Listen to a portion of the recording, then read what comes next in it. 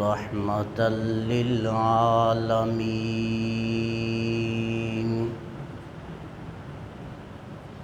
وعلى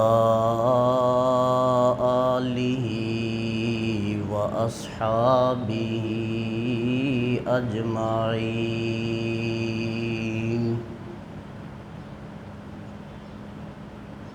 أما بعد فأعوذ بالله من الشيطان الرجيم. بسم الله الرحمن الرحيم.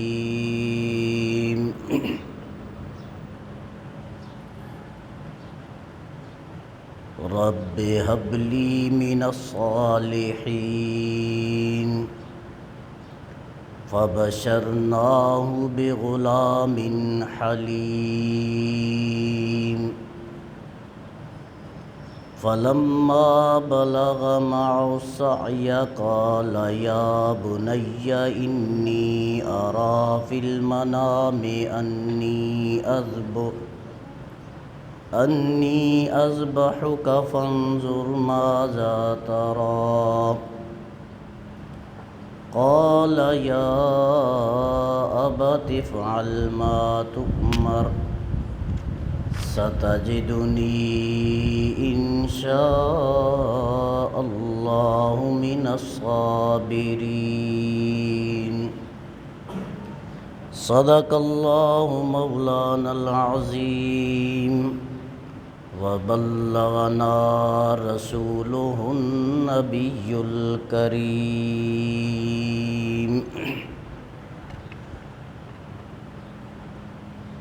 اللهم صل على سيدنا ومولانا محمد وعلى آل سيدنا ومولانا محمد. الصلاة والسلام عليك يا سيدي يا رسول الله. الصلاة والسلام عليك يا سيدي يا خاتم الأنبياء والمرسلين وعلى آلك وأصحابك يا سيدي يا سيد الأولين والآخرين والحمد لله رب العالمين.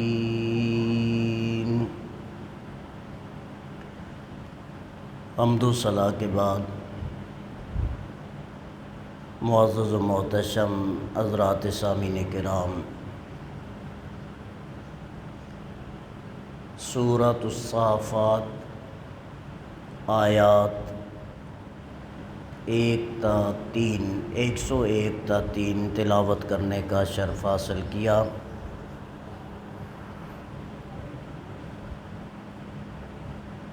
الحمدللہ ذوالحج شریف کی آج 1 تاریخ ہے اور اس بابرکت مہینے کا آغاز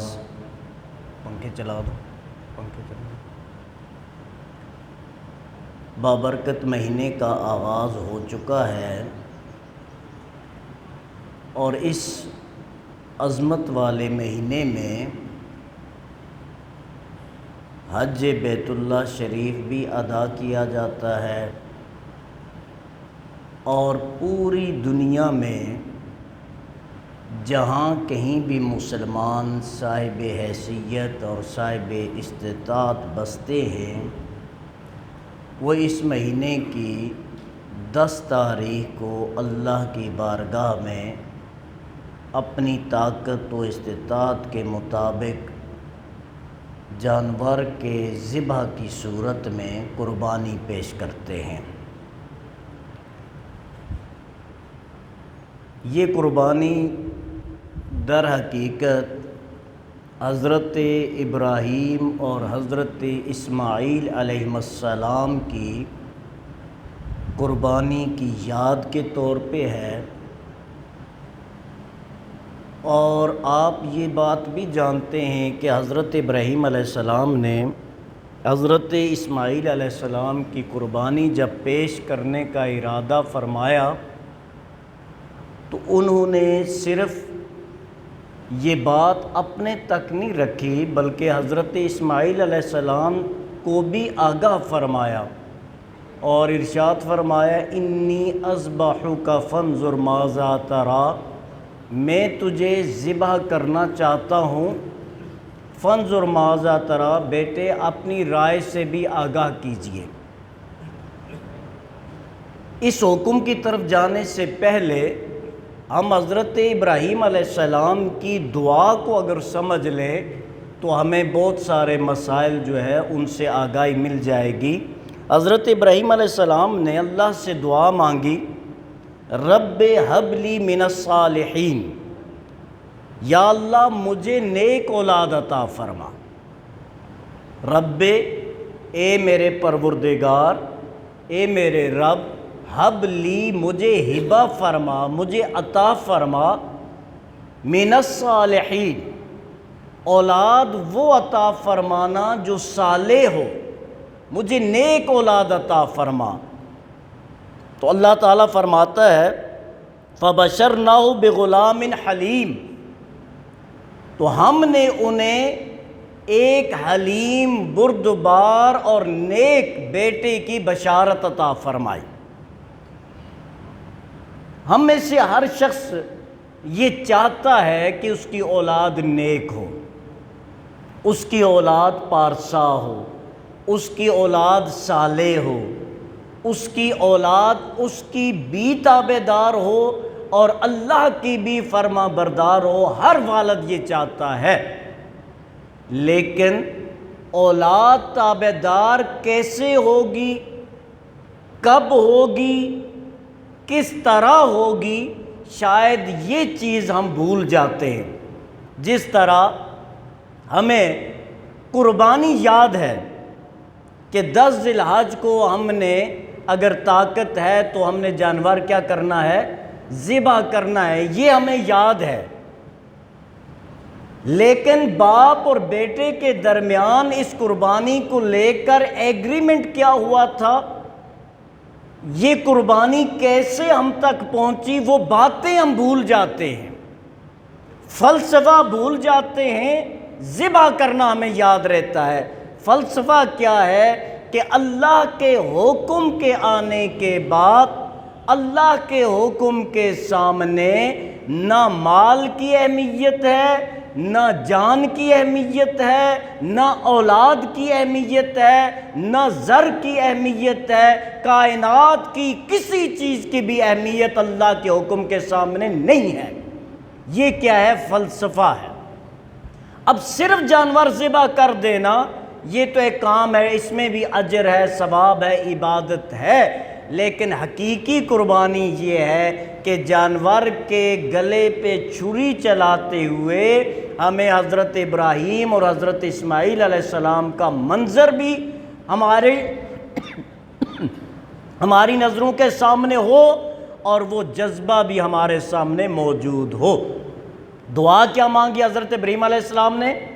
رب ہب لی من الصالحین، یا اللہ مجھے نیک اولاد عطا فرما، کیونکہ جب اولاد نیک ہوگی تو وہ صراط مستقیم پہ چلے گی، اولاد نیک ہوگی تو والدین کی آنکھوں کی ٹھنڈک ہوگی۔ لیکن دوستو، نیک اولاد کے لیے پہلی جو اہم ترین چیز ہے وہ ہے رزق حلال، کہ باپ اگر رزق حلال کما رہا ہے، وہ رزق حلال اپنی اولاد کو کھلائے گا، اللہ تعالیٰ اس اولاد کو نیک بنائے گا۔ نبی اکرم صلی اللہ علیہ وسلم نے ارشاد فرمایا، ایک شخص ہے اشعث اغبرا، پراگندہ حال ہے، گرد آلود ہے، تھکا ہے، درماندہ ہے۔ یمد یداہ الی السماء، دونوں ہاتھ اس نے آسمان کی طرف اٹھائے ہوئے ہیں، دعا مانگ رہا ہے، یا رب یا رب یا رب، یا اللہ میری یہ التجا قبول فرما، میری یہ دعا قبول فرما، میری یہ عرضی قبول فرما، دعا مانگ رہا ہے۔ وَمَطْعَمُهُ حَرَامٌ، آقا نے فرمایا حالت یہ ہے کہ وہ جو کھا کے دعا مانگ رہا ہے نا، وہ کھانا بھی حرام کا تھا جو اس نے کھایا۔ وَمَشْرَبُهُ حَرَامٌ، جو پی کے سیراب ہوا ہے، سیر ہوا ہے، وہ پانی بھی حرام کا تھا۔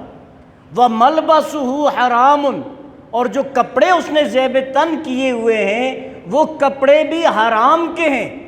فَأَنَّا يُسْتَجَابُ لِذَالِكَ، آقا نے فرمایا ایسے بندے کی دعا کیسے قبول ہوگی؟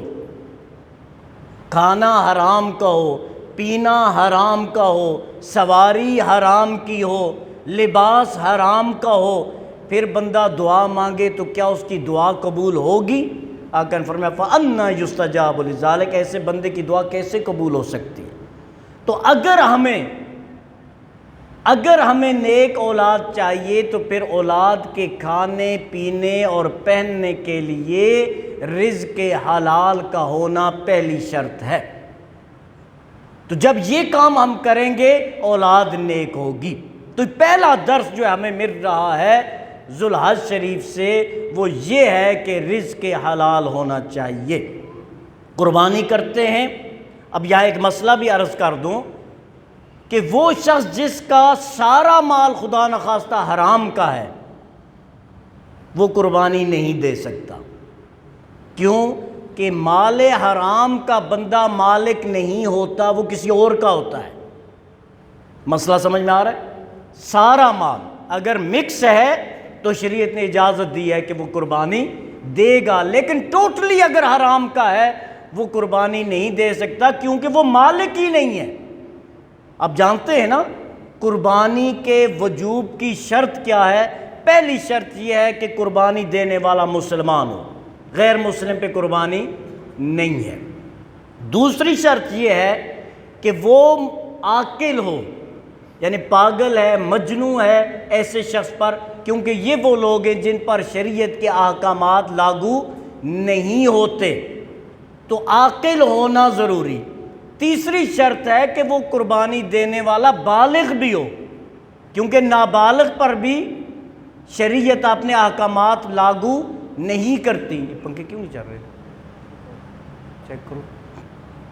نابالغ پر بھی شریعت کیا کرتی ہے؟ قربانی لازم نہیں کرتی، بالغ ہونا ضروری ہے۔ اور چوتھی شرط یہ ہے کہ وہ شخص صاحب نصاب ہو۔ اب صاحب نصاب سے مراد کیا ہے؟ شاید یہاں کنفیوژن پائی جا رہی ہو۔ قربانی کا نصاب بھی وہی ہے جو زکوٰۃ کا نصاب ہے۔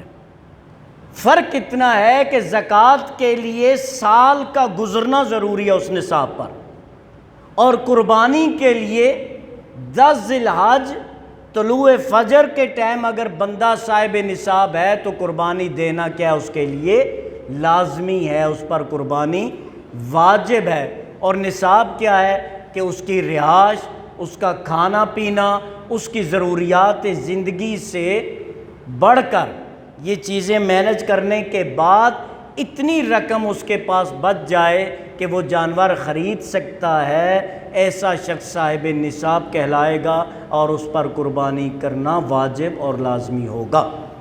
ایک بات۔ دوسری یہ ہمارے ہاں ایک کنفیوژن یہ بھی پائی جاتی ہے کہ گھر کا ایک فرد اگر قربانی دے دے تو کیا ہوتا ہے؟ کہتے ہیں جی قربانی ہم نے دے دی۔ ایسا نہیں ہے، گھر کا ہر وہ فرد جو عاقل ہے، جو بالغ ہے، جو صاحب نصاب ہے، اس میں سے ہر ایک پر قربانی لازمی اور واجب ہے۔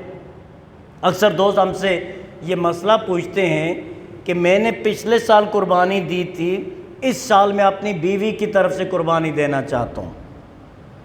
ایسا نہیں ہے، اگر شوہر صاحب نصاب ہے تو شوہر پر قربانی واجب ہے، اگر بیوی صاحب نصاب ہے تو بیوی پر قربانی واجب ہے، دونوں ہیں تو دونوں پر قربانی واجب ہے، اس لیے سب سے پہلے جس پر قربانی واجب ہے وہ اپنی طرف سے قربانی ادا کرے گا، اس کے بعد دوسروں کی طرف سے دے تو اس کی مرضی ہے۔ یہ مسئلہ سمجھ میں آیا؟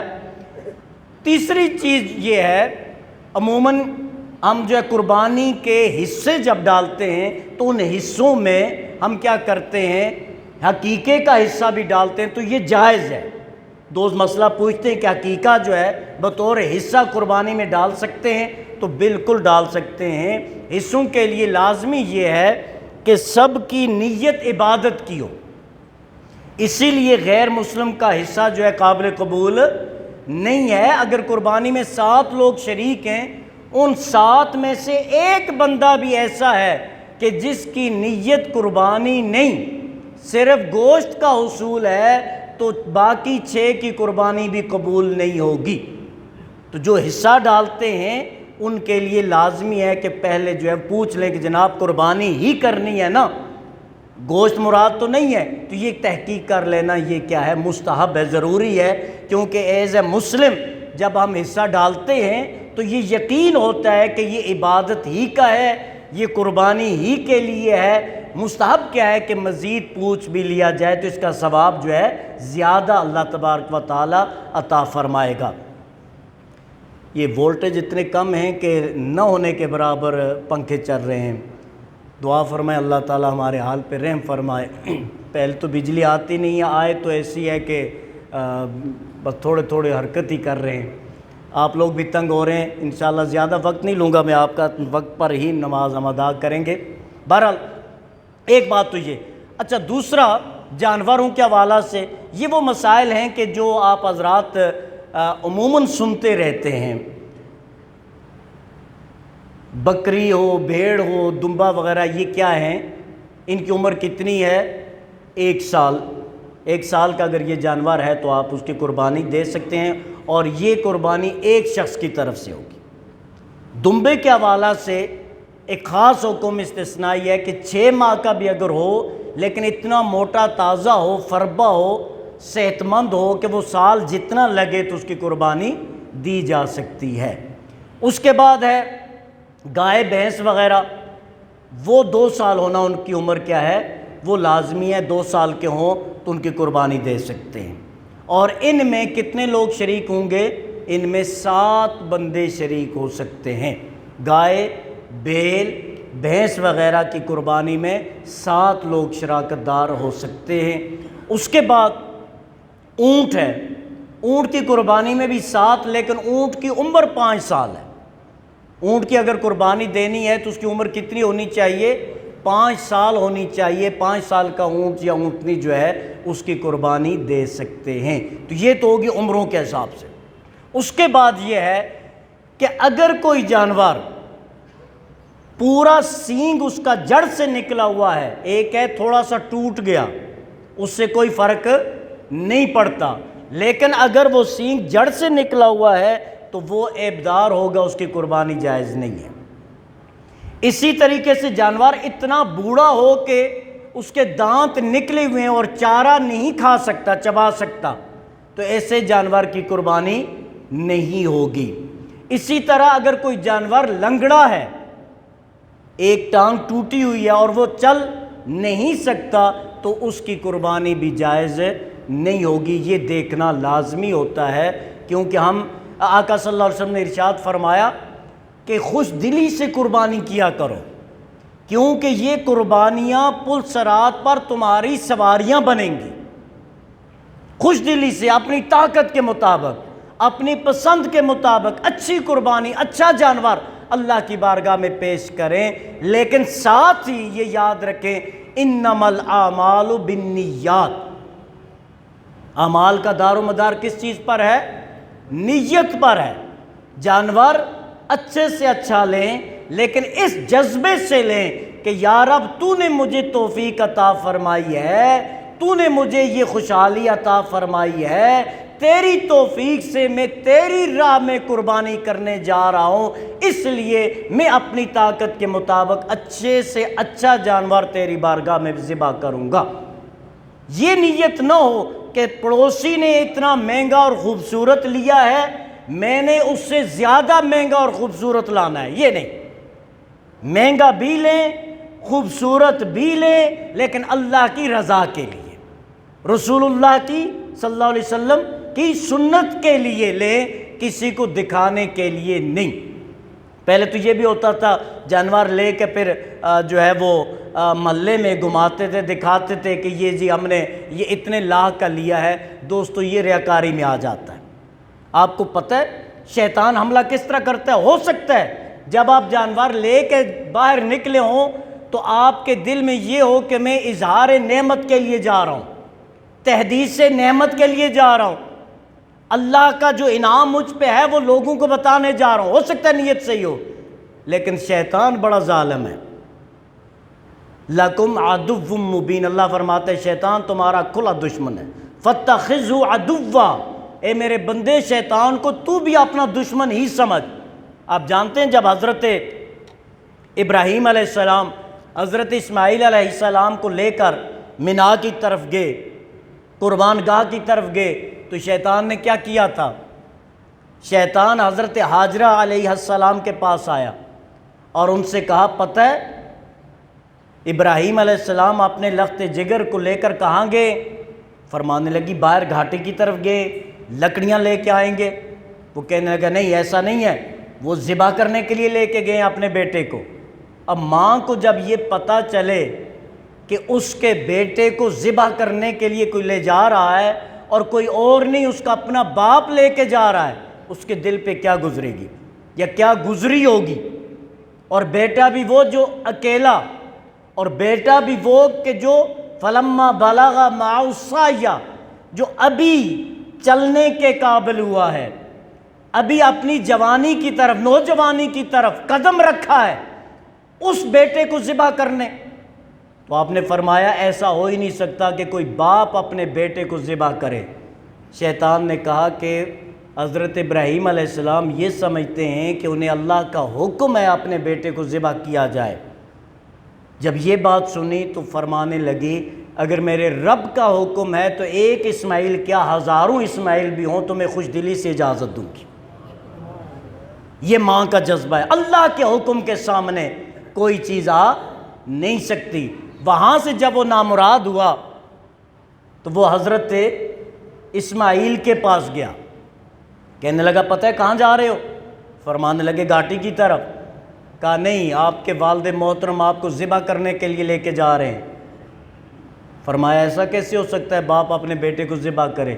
کہنے لگا اللہ کا حکم ہے.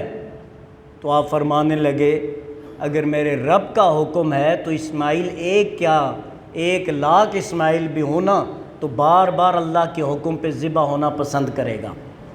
یہاں سے نامراد ہوا تو حضرت ابراہیم کے پاس گیا، ان سے جا کے کہنے لگا اکلوتا بیٹا ہے، ابھی جوانی کی طرف قدم رکھ رہا ہے، آپ اس کو ذبح کر رہے ہیں اور وہ بھی ایک خواب پر.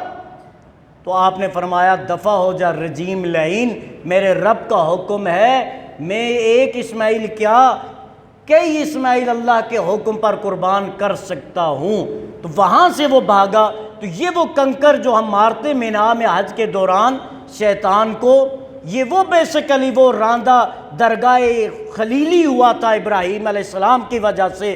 وہ حضرت ابراہیم علیہ السلام نے اس کو لعین اور رجیم کہہ کے دھتکارا تھا وہاں سے، تو ان کی یاد میں وہ پتھر مارے جاتے ہیں. تو بات عرض کرنے کا مقصد یہ ہے کہ وہ نبیوں پر بھی حملہ کرنے کی کوشش کرتا رہا ہے. وہ واضح اور کھلا دشمن ہے. اس لیے جب ہم باہر جاتے ہیں تو ہو سکتا ہے ہمارے دل میں وہ یہ وسوسہ ڈالے. یوسوسو، وہ وسوسہ ڈالتا ہے فی صدور الناس، لوگوں کے دلوں میں. اللہ فرماتا ہے شیطان وسوسہ ڈالتا ہے من الجنت والناس. اور یاد رکھنا یہ شیطان صرف جنوں میں سے ہی نہیں ہوتے، انسانوں میں سے بھی ہوتے ہیں جو کہتے ہیں واہ ماشاء اللہ جناب آپ نے تو کمال کر دیا، کیا بات ہے اس محلے میں آپ نے جیسا بیل لیا ہے ایسا تو کوئی لے ہی نہیں سکتا. تو وہ بندہ کہتا ہے واقعی میں نے تو کوئی کام کر دیا ہے. تو ان چیزوں سے کیا کرنا ہے آپ نے، ہم سب نے بچنا ہے تاکہ ہماری قربانی اللہ ہی کے لیے ہو، اللہ ہی کی رضا کے لیے ہو اور اللہ کی توفیق سے یہ سارا جو ہے احساس ہمارے دل میں موجود رہنا چاہیے۔ اور آخری بات یہ، جب آپ قربانی کرتے ہیں تو مستحب یہ ہے، سنت یہ ہے کہ اپنے ہاتھ سے ذبح کیا جائے، لیکن اگر ایسا نہیں تو اجازت ضروری ہے۔ آپ کسائی کو جو ذبح کرنے والا ہے اس کو باقاعدہ الفاظ سے کہیں کہ میں اجازت دیتا ہوں کہ میری طرف سے یہ قربانی ذبح کرو، اجازت بھی لازمی ہے۔ اللہ تعالیٰ سے دعا ہے ہم سب پر اپنا فضل، کرم اور احسان فرمائے اور ہم سب کا خاتمہ بالخیر فرمائے۔